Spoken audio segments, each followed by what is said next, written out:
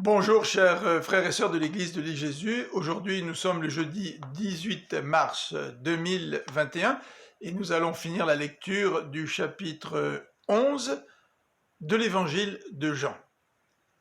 Ce passage est un passage charnière qui nous avertit de la décision que les chefs religieux vont prendre vis-à-vis de Jésus. En fait, l'élément déclencheur a été la résurrection de Lazare.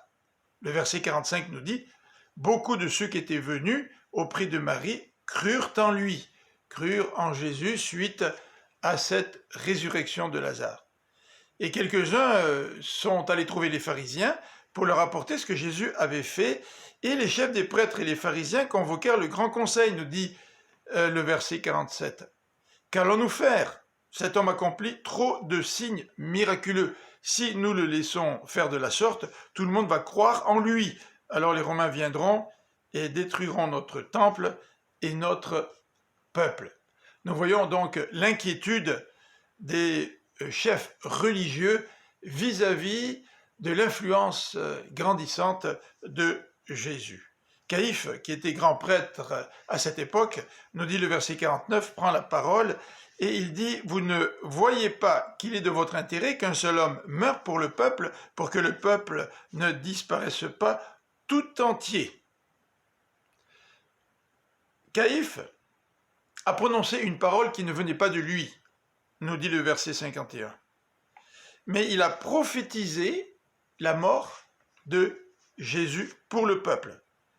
Et Jean en profite pour préciser que Jésus ne devait pas mourir seulement pour le peuple, mais c'est aussi pour rassembler tous les enfants de Dieu dispersés à travers le monde et les réunir en un seul peuple.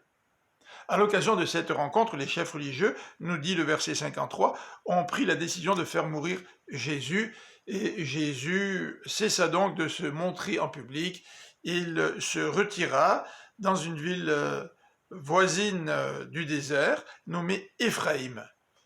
Et le verset 55 nous dit que beaucoup de gens se préparaient pour la Pâque, et ils montaient à Jérusalem, et cherchaient Jésus en se demandant « Pensez-vous qu'il viendra à la fête de Pâques ?»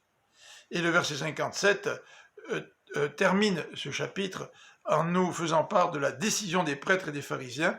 Si quelqu'un savait où se trouvait Jésus, il devait les prévenir pour qu'on l'arrête. Voilà donc un passage de transition qui va nous amener à l'arrestation et la mise à mort de Jésus. Je vous donne rendez-vous pour demain et que le Seigneur vous bénisse durant cette fin de journée. À bientôt.